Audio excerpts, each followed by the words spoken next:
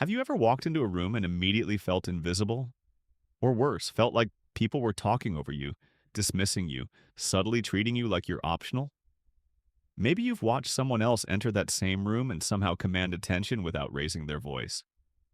No yelling, no arrogance, just presence. And you've wondered, what is that? What do they have that I don't? Most people think respect comes from power, money, status, or being intimidating, but psychology tells a much more interesting story. Respect isn't something you demand, it's something your behavior quietly signals. And your brain is constantly reading other people's signals too, whether you realize it or not. Let me show you something. Your nervous system is like a radar. It's scanning for cues, confidence, certainty, boundaries, emotional stability. When someone consistently sends signals of self-respect, your brain categorizes them differently. You treat them differently. That's not morality. That's wiring. So let's talk about how to send those signals. First, slow down your reactions. One of the fastest ways to lose respect is to be emotionally predictable in a chaotic way. If someone teases you lightly and you explode, or if someone challenges you and you instantly defend yourself, your brain is broadcasting insecurity. There's a powerful psychological principle here called emotional regulation. People instinctively respect those who can regulate themselves.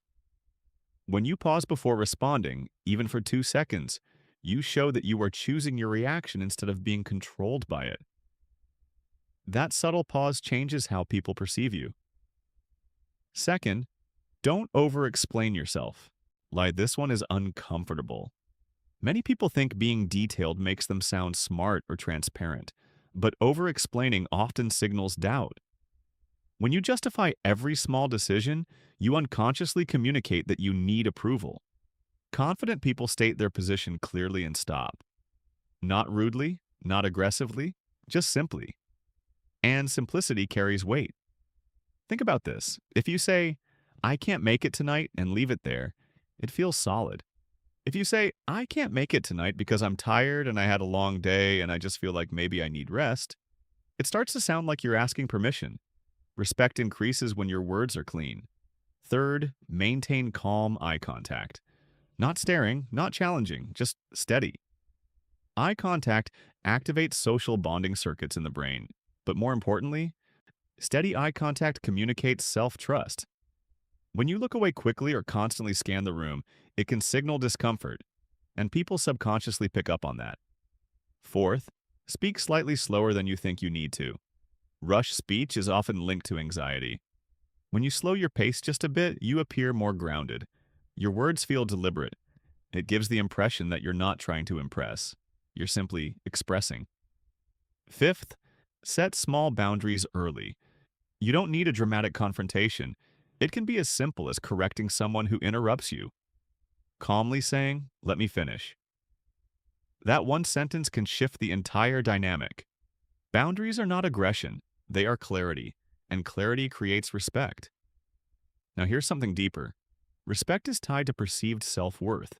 If you laugh at jokes that hurt you, I constantly downplay your achievements or accept treatment that makes you uncomfortable. Your brain signals to others that your value is negotiable. This doesn't mean you need to be rigid, it means you need to be aligned. There's a concept in psychology called congruence. It means your internal state matches your external behavior. When you say you're fine but your face shows resentment, people feel the mismatch. When your words and posture align, you become more trustworthy. And trust is a foundation of respect. Another powerful signal is selective availability.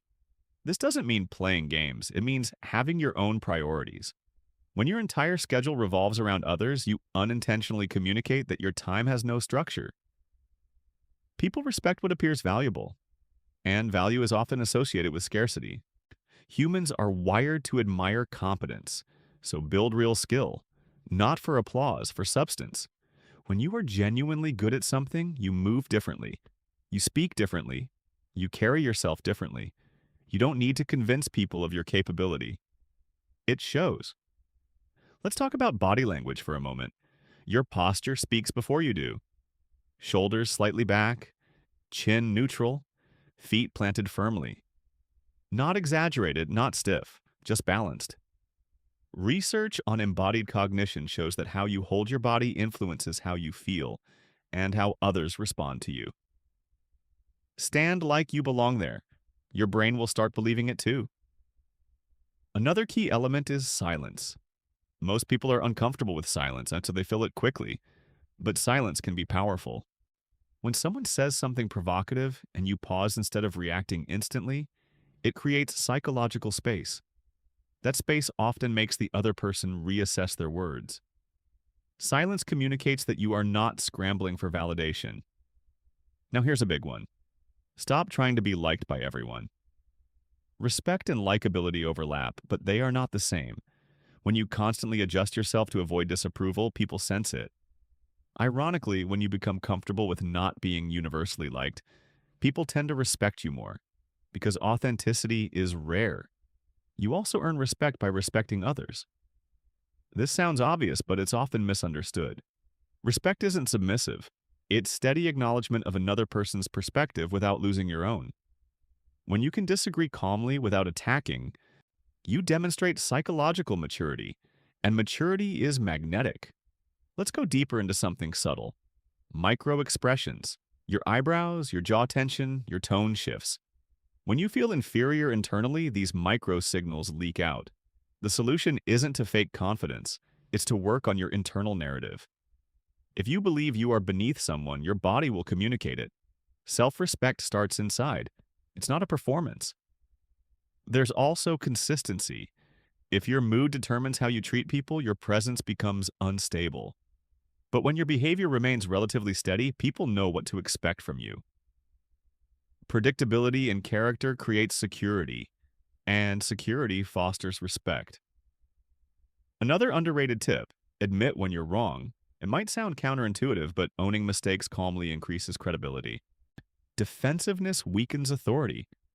Self-awareness strengthens it. And here's something people rarely say. Respect grows when you can walk away. Not in anger, not dramatically, but calmly removing yourself from situations that compromise your values. When people realize you won't tolerate certain dynamics, the tone changes.